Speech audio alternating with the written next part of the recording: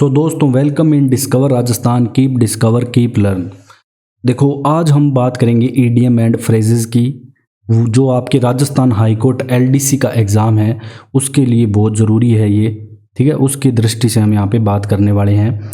और सबसे ज़्यादा इम्पोर्टेंट इसलिए क्योंकि उसमें आएंगे इंग्लिश के 50 क्वेश्चन, इसमें से 5 से 7 क्वेश्चन आपको ईडीएम एंड फ्रेज के ज़रूर मिलेंगे। और अगर आपको और भी कोई इंग्लिश का टॉपिक कर रहा है जिसमें आपको दिक्कत आ रही है तो वो हम आपको यहाँ पे कंप्लीट कराएंगे, आप कमेंट ज़रूर करें। तो अपने स्टार्ट करते हैं फर्स्ट ईडीएम से। पहली है कि a hard nut to crack.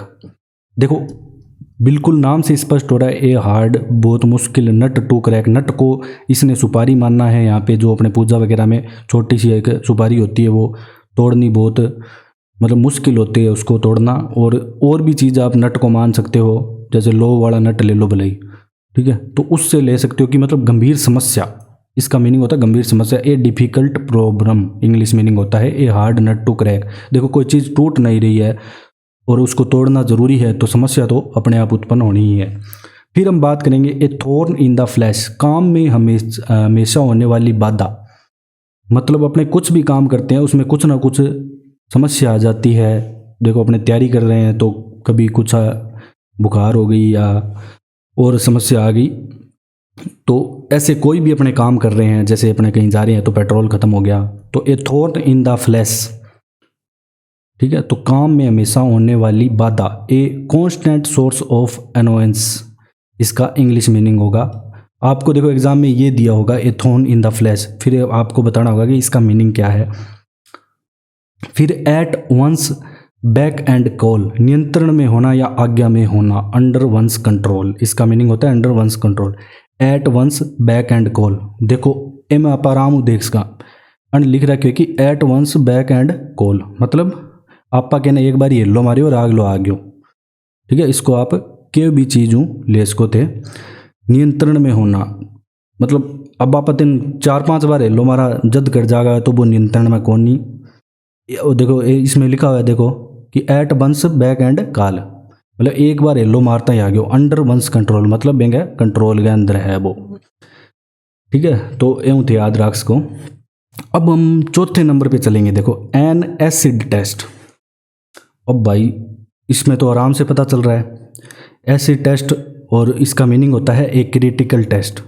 अब जो एसिड टेस्ट होता है तो ये तो गंभीर ही परीक्षण है, क्योंकि एसिड आप किसी भी मतलब एसिड बहुत खतरनाक होता है, उससे भी आप ले सकते हो। जो एसिड किसी मतलब शरीर पे पड़ जाए तो वो जल जाता है अंग, वो पार्ट, तो इसलिए जहाँ भी आपको लिखे एन एसिड टेस्ट मतलब गंभीर परीक्षण है। भाई ऐसा परीक्षण तो अपने कभी दे ही नहीं सकते, मतलब आदमी तो कभी ऐसा परीक्षण दे ही नहीं सकता। ऑल आई फॉर एन आई, जैसे को तैसा, टिट फॉर टैट, आराम से याद रख सकते हो। तो ऑल आई फॉर एन आई, जैसे को तैसा, टिट फॉर टैट। अब हम बात करेंगे एट वंस, आराम से ये तो देख सकते हो आप, एट वंस मतलब तुरंत, एक ही समय में, at the same time, promptly and instant, मतलब तीनों इसके 2-3 मीनिंग है। तो एट वंस आराम से याद हो जाएगा आपको, इसमें दिक्कत नहीं आएगी। अब बात आती है एट होम की। अब देखो, अपने घर पे अपा हुआ तो एकदम आरामदायक स्थिति में हुआ, अपन की कौन करना पड़े, तो आरामदायक स्थिति में होना, कंफर्टेबल हो आपा, बस एट होम आ जाए तो कंफर्टेबल फील करेंगे। और दूसरा घर उड़ जा तो यहाँ कंफर्टेबल कौन ही फील हुआ है, ठीक है। और या और कहाँ पे होते हैं, मतलब जितने कंफर्टेबल अपने घर पे होते हैं ना उतने कहीं नहीं होते। तो एट होम मतलब कंफर्टेबल, या ऐसे याद रख लेना आप। फिर आप बात करेंगे हम ऑल इन ऑल। देखो, ऑल इन ऑल का मतलब होता है सबसे महत्वपूर्ण, मोस्ट इम्पोर्टेंट, ठीक है, ये आराम से याद रह जाएगा आपको। ऑल इन ऑल मतलब ये तो होना ही होना चाहिए, टर्म्स एंड कंडीशन आ गई यहाँ पे। 1 सेकेंड, 1 सेकेंड, इसको सही कर लेता हूँ थोड़ा। हाँ, फिर बात आती है कि आचिल्स हिल्स मतलब कमज़ोर पक्ष, दुखती रग।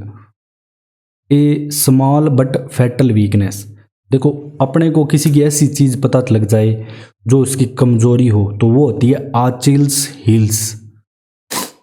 मतलब देखो, कोई लड़की है हील पहन के चल रही है, अब आपने देखा होगा रैंप वॉक करते टाइम वो थोड़ा हील्स में कोई दिक्कत आ जाती है तो इधर उधर गिर जाती है, तो वो उसकी कमज़ोर पक्ष है एक तरीके से। थोड़ा सा मान लो फर्श फिसलन वाला आ गया तो वह तिसड़ जाएगी बेंग ऊपर। तो एक खातर अचील्स हील्स मतलब कमज़ोर पक्ष या दुखती रख, ए स्मॉल बट फैटल वीकनेस। जब भी हील्स आएगी तो वीकनेस होगी कुछ ना कुछ, ध्यान रखना। तो अब अपने चलते हैं नेक्स्ट ईडियम्स पे। वो कौन सी है? Add fuel to fire. बिल्कुल आसान, आप याद रख सकते हो, आग में घी डालना। घी को इसने फ्यूल लिखा है यहाँ पे इंग्लिश में, ठीक है। तो add fuel to fires to make a matter worse मतलब, और मतलब उसको तूल पकड़ाना। मतलब दो जना की लड़ाई हो रही, मैंने दो चार फालतू बात और कह दी, बन फिर तीन चार और रख दी बेंगे तो और ज़्यादा लड़ाई बढ़ गई। तो ये याद रख सको थे, ऐड फ्यूल टू फायर। फिर बात करेंगे हम एन आर्म चेयर जॉब। देखो सबसे बढ़िया आसान व अच्छी कार्य वाली नौकरी, सरकारी नौकरी। Good income job with higher comfort, मतलब इनकम भी अच्छी है और कंफर्टेबल मतलब बहुत ज़्यादा होगा आपको। देखो जब भी आपको एन आर्म चेयर जॉब आए ना, तो वहाँ पे आपको देखो इनकम अच्छी होगी, लेकिन जो कंफर्टेबल होगा ना वो बहुत ही ज़्यादा होगा। सबसे ज़्यादा कंफर्टेबल आपको कहाँ पे मिल रहा था? At home. एट होम मतलब कंफर्टेबल। फिर बात आती है एन एक्स टू ग्रिंड। इसका मीनिंग होता है कि स्वार्थ से भरा उद्देश्य। अब देखो एन एक्स टू ग्रिंड पता चल ही रहा है। देखो ग्रिंड का मतलब होता है कुल्हाड़ी। अब कुल्हाड़ी को तिखी करता है कोई, किस लिए करता है? लकड़ काटने के लिए करता है। तो इससे आप याद रख सकते हो, मतलब अपने स्वार्थ के लिए कर रहा है कि लकड़ काट के पानी था तो करांगा आपा। तो एन एक्स टू ग्रिंड मतलब स्वार्थ से भरा उद्देश्य, something done for selfish reason. तो इससे आप याद रख सकते हो, तो आपको याद रखने में आसानी रहेगी। 1 सेकेंड। अब अपने यहाँ पे 2 मिनट, ये कलर चेंज कर लेता हूँ मैं, इसका ज़्यादा ही डार्क हो रहा है। फिर है कि एन आयरन विल, मतलब देखो दृढ़ इच्छा शक्ति। इसका मतलब होता है दृढ़ इच्छा शक्ति, an iron will, strong will power. देखो लोहे की जैसी मजबूती, मतलब लोहे, वैसे तो लोहा बहुत ज़्यादा मजबूत होता है, तो उसके जैसी मतलब इच्छा शक्ति, दृढ़, कठोर। तो ये आराम से याद रह सकता है आपको, एन आयरन विल मतलब स्ट्रॉन्ग विल पावर। फिर अपने चलते हैं नेक्स्ट। 1 सेकेंड। हाँ, एन ओल्ड फ्लेम। देखो अब ये आ गया एन ओल्ड फ्लेम मतलब पुराना प्यार। A person one had a romantic relationship with in the past, मतलब पुरानी आग कह सकते हो इसको। फ्लेम, एन ओल्ड फ्लेम मतलब पुराना प्यार। A person one had a romantic relationship with in the past. तो आप ये तो आसानी से याद रख ही सकते हो, एन ओल्ड फ्लेम। फिर बात आती है 15वां नंबर की ईडियम की, N old head on young shoulder. ठीक है, अपनी उम्र से ज़्यादा समझदार होना। आराम से आपको पता चल रहा है इसमें meaning. An old head on young shoulders, a child और young person who thinks that talks like an older and experience person. देखो कई बार क्या होता है कि आपने बहुत सारे बच्चे या कम उम्र के लड़कों को ऐसा देखा होगा कि उनकी मतलब आईक्यू लेवल बहुत हाई होता है और सीखने की इच्छा भी उनमें बहुत एक्स्ट्रा ऑर्डिनरी होती है, जो आपको 30-40 साल के जो एक उम्र दराज व्यक्ति होगा उसके बराबर मिलेगी। तो उसके तथ्य में ये कहा गया है कि N old head on young shoulder, अपनी उम्र से ज़्यादा समझदार होना। फिर बात करेंगे एन ओलिव ब्रांच, मतलब शांति निवेदन, मतलब पीस रिक्वेस्ट, पीस ट्रीटी। ठीक है, एन ओलिव ब्रांच का मतलब यहाँ पे हो जाएगा शांति निवेदन, मतलब शांति बनाए रखें, ओलिव ब्रांच। वैसे तो देखो ओलिव ऑयल जैसे वो होता है उससे रिलेट किया गया है उसको। फिर एप्पल ऑफ डिस्कॉर्ड, तो झगड़े का कारण, मैटर ऑफ डिस्प्यूट। तो इसको आप देख सकते हो, देखो एप्पल ऑफ डिस्कॉर्ड मतलब एक सेब है, खाने वाले यहाँ पे 10 हैं तो लड़ाई तो होनी है, तो इसको इससे रिलेट कर सकते हो। ठीक है, एप्पल ऑफ डिस्कॉर्ड मतलब एक सेब है और खाने वाले 10 हैं, तो मैटर ऑफ डिस्प्यूट हो गया। डिस्प्यूट का मतलब झगड़ा या विवाद होता है डिस्प्यूट का मतलब वैसे तो। फिर बात आती है एप्पल ऑफ वंस आई। ठीक है, अब हो गया आंख का सेब, दुलारा या प्यारा कहते हैं वैसे इसको। एप्पल ऑफ वंस आई का मतलब ये नहीं होता। वेरी लोवेबल या डियरेस्ट वन, डियरेस्ट का मतलब भी प्यारा ही होता है। तो एप्पल ऑफ वंस आई, तो इसका मतलब हो गया दुलारा या प्यारा। फिर आता है एप्पल पाई ऑर्डर, मतलब एप्पल पाई ऑर्डर का मतलब होता है एकदम परफेक्ट तरीके से जचाया हुआ, एकदम बिल्कुल ठीक हालात में, in good condition, apple pie order. अब देखो एप्पल से 3 हो गए। एप्पल ऑफ डिस्कॉर्ड जब भी आए तो झगड़ा होगा, ठीक है, एक सेब और 10 जने खाने वाले हैं तो वहाँ पे झगड़ा होगा। फिर Apple of one Sai, one मतलब एक आ गया, एक आ गया तो झगड़ा नहीं होगा, तो समझ लेना प्यार हो रहा है, दुलारा या प्यारा। फिर एप्पल पाई ऑर्डर, तो एप्पल पाई अगर ऑर्डर से मिलेगी सबको तो एकदम परफेक्ट होगा, बिल्कुल ठीक हालात में। अब बात आती है एट ए लॉस, निर्णय न ले पाना, to be unable to decide, मतलब अगर कोई बंदा लॉस में चला गया, ऐसे याद रख लो कि फिर वो निर्णय नहीं ले पा रहा कि भाई कर्जो और लूँ या क्या करूँ। To be unable to decide मतलब डिसाइड नहीं कर पा रहा वो। फिर बात आती है एट ए पिंच, समस्या में होना, in a trouble, at a pinch, तो ये आप आराम से याद रख सकते हो, एट ए पिंच समस्या में होना, इन अ ट्रबल, ठीक है। फिर बात आता है एट आर्म्स लेंथ, मतलब दूर रखना, दोस्ती नहीं रखना, हर चीज़ से दूरी बनाए रखना, मतलब अगर आपसे कोई बिल्कुल पास में है फिर भी आप उससे थोड़ा 2 कदम, जैसे कोरोना में दूरी बनाए रखते थे वैसे दूरी बनाए रखना, तो वो हो जाएगा एट आर्म्स लेंथ, ठीक है। Avoid becoming a too friendly, मतलब अपने क्या है कि बिल्कुल उसको क्लोज नहीं होने दे रहे, एट आर्म्स लेंथ, दूर रखना, दोस्ती नहीं रखना। फिर है एट डैगर्स ड्रोन, मतलब कट्टर दुश्मन होना, to have a bitter enmity, बहुत ही तकड़ा एक दूसरा का दुश्मन। एट डैगर्स, डैगर्स को अपने कटार से ले सकते हो या और भी चीज़ों से ले सकते हो, ठीक है। डैगर्स ड्रोन मतलब कट्टर दुश्मन, हैव ए बिटर एनिमिटी। अब बात है एट ईज, मतलब चिंता रहित, free from pain and anxiety, at ease, free from pain and anxiety, ठीक है। एंजाइटी होती है टेंशन वगैरह जो भी है, नर्वसनेस।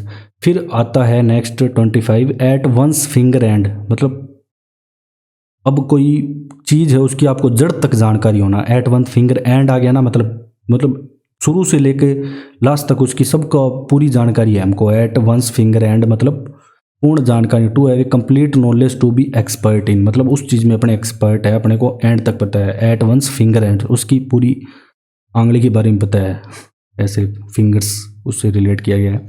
फिर है एट वंस विट्स एंड, मतलब चकित, पजल्ड या कंफ्यूज या प्रिप्लेक्स, 3 मीनिंग होते हैं इसके, ये इसके सिनोनिम है, puzzle, confused, perplexed. At one wits end, ठीक है, विट्स मतलब बुद्धि, चकित कर देना उसको। फिर है एट 6 एंड 7, अब देखो 6 और 7 का मतलब होता है कि बिल्कुल ऑर्डर में ना होना, अस्त व्यस्त होना, एट 6 एंड 7, ठीक है, कंफ्यूज हो जाना एक तरीके से, ये भी इसका मीनिंग होता है। तो 6 और 7 हमेशा होगा डिसऑर्डर में अंदर, मतलब करेक्ट ऑर्डर में नहीं होगा 6 और 7, ध्यान रखना, 6 एंड 7। फिर आता है एट स्टेक, एट स्टेक का यहाँ पे मतलब होता है कि दांव पर, एट ए रिस्क इनसिक्योर, मतलब स्टेक को आप ले सकते हो स्टॉक मार्केट से, वहाँ पे अपने जो भी लगाते हैं तो पूरा रिस्क पे होता है, एट रिस्क ऑन इनसिक्योर। फिर हम बात करेंगे एट द 11th आवर, देखो 11th आवर मतलब हो जाएगा आपका, देखो 12 में पूरे एक चक्कर जैसे घड़ी का 12 तक होता है कंप्लीट, ठीक है, वैसे ले रहा हूँ मैं 12 तक, वैसे कंप्लीट नहीं होता। तो एट 11th आवर मतलब अंतिम समय के अंदर, at last moment, 11th our क्या होगा, एकदम लास्ट अंतिम समय में। फिर है ए मैन ऑफ स्ट्रो, मतलब मामूली या अभावग्रस्त आदमी, a man with no voice और विल ऑफ हिज आउन, ठीक है, मतलब उसका कोई मतलब कुछ भी उसका मतलब नहीं हो या अभाव कुछ भी नहीं हो उसके पास, ऐसे कह सकते हैं, मामूली व्यक्ति कह सकते हो आप उसको। फिर बात आती है ए ब्लैक शिप, मतलब अशुभ व्यक्ति, मतलब काली भेड़, अशुभ होवे, यहाँ अपन याद रखना इंग्लिश की दृष्टि हूँ। ए ब्लैक शिप अशुभ व्यक्ति मतलब an unlucky person, bad characters. तो काली भेड़ देखिएगा आपने कभी, तो वो अपने ने तो वही देखी है, दौड़ी दौड़ी। फिर है एट स्नेल स्पेस, मतलब देखो स्नेल जो घोंगा होता है वो धीरे धीरे चलता है, सबको पता है। तो वेरी स्लोली, मतलब जब भी स्नेल आएगा तो वेरी धीमी गति से, स्लोली स्लोली काम होगा। फिर एट लॉगर्स हेड्स, मतलब इन डिस्प्यूट टू फाइट, मतलब जब भी अनबन, एट लॉगर्स हेड, मतलब लॉगर्स का मतलब एक तरीके से तनाव होता है, तनाव में दोनों तरफ से फाइट वगैरह, ये इन डिस्प्यूट या टू फाइट इसका सही मीनिंग होगा एट लॉगर्स हेड का। फिर आता है एट ए सी, कंप्लीटली कन्फ्यूज्ड। अब देखो ऐसे समुद्र में ले जाके आपको खड़ा कर दिया जाए जहाँ पे आपको ना तो चारों ओर कहीं भी अंत ना दिख रहा हो या कोई सीमा ना दिख रही हो, तो आप कंफ्यूज हो जाओगी मैं जाऊँ किस ओर। तो completely confused at all at sea, मतलब पूर्ण भ्रमित। फिर आता है ए वाइट एलिफेंट। देखो ए वाइट एलिफेंट मतलब एक चीज़ तो एक्सपेंसिव है लेकिन किसी काम की नहीं है। अब आप सफ़ेद कलर का हाथी लिए लेकिन वो आपके कोई काम नहीं आ रहा। ए वाइट एलिफेंट मतलब महंगा लेकिन बेकार, an expensive but useless possession. फिर है एक्स आउट, मतलब टू टर्न आउट, बाहर करना, ठीक है, मतलब धक्को देर बाहर काटनो। एक्स आउट मतलब धक्को देर बाहर काटनो, ये याद रख लिए थे।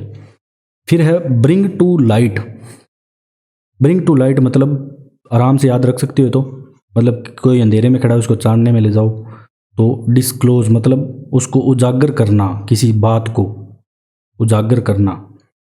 फिर है ब्रेड एंड बटर, मतलब भौतिक भलाई, मटेरियल वेलफेयर, मतलब एक भौतिक भलाई इसका सही रहेगा। फिर है बाय एंड बाय, धीरे धीरे, slowly slowly. By and by का भी आपका स्लोली स्लोली होएगा, स्नेल वाले का भी वेरी स्लोली होगा। अब आता है बैक स्टेयर गोसिप, मतलब नौकरी के बीच का गपशप, मतलब talc among servants, unfair talc कह सकते हैं इसको अपने। बैक स्ट्रिप गोसिप, तो देखो गोसिप से आप पकड़ सकते हो टाल्क्स होती है, तो टाल्क अमंग सर्वेंट्स या अनफेयर टाल्क इसे बोलते हैं। बैक एंड फोर्थ मतलब आगे पीछे, बैकवर्ड एंड फॉरवर्ड। फिर बात आती है कि बैड ब्लड। बैड ब्लड मतलब शत्रुता, आराम से आप पकड़ सकते हो। Enmity, bitter relation and ill feelings. तो बैड ब्लड होगा एनिमिटी या शत्रुता ही होगी। फिर है बैग एंड बैगेज, मतलब बोर या बिस्तर समेत, विद ऑल बिलोंगिंग्स, ठीक है, bag and baggage with all belongings. Baker's dozen मतलब संख्या में 13, 13 इन नंबर, संख्या में 13 है तो बैकर्स डजन। देखो डजन का मतलब 12 होता है, लेकिन अगर बैकर्स डजन आ गया तो 13 इन नंबर। फिर बात आती है कि be born with a silver spoon in one's mouth. देखो मुंह में चांदी की चम्मच लेकर जन्म लेना, ये सभी ने पढ़ा होगा, धनी परिवार में पैदा होना। To be born in a rich family, be born with a silver spoon in one's mouth मतलब to be born in a rich family. फिर be in the driving seat, मतलब सारी जो ड्राइविंग सीट पे होता है, देखो सबसे ज़्यादा जिम्मेदारी उसी के पास होती है, बियरिंग ऑल रिस्पॉन्सिबिलिटीज। फिर आता है बियर द ब्रंट, समघात, परिणाम या भुगतान या वापसी का कोई रास्ता न होना। Beer the brunt of, the bear the main part of something unpleasant, ठीक है, अपनों ने कुछ ऐसा कर दिया कि जिसका हम वापस कोई भुगतान किसी भी तरीके से नहीं कर सकते। Bear the brunt of. फिर है बीट अबाउट द बस, मतलब talk, to talk in round about, मतलब घुमा फिरा के कहना, मतलब कोई भी बात है उसको घुमा फिरा के बात करना। Beat about the bush, to talk in a round about. तो ये देखो अपने 48 यहाँ पे ईडीएम फ्रेजेस किए। अगर आपको हमारा कंटेंट पसंद आया तो आप शेयर एंड सब्सक्राइब करें, और अगर आपका इस पर अच्छा रिस्पॉन्स रहा तो हम और मतलब इंग्लिश में और भी क्लास लेके आएंगे, इम्प्रूवमेंट भी करेंगे थोड़ी। और अगर आपको हमारा कंटेंट पसंद आए तो आप करें share and subscribe. Thanks for joining discover Rajasthan.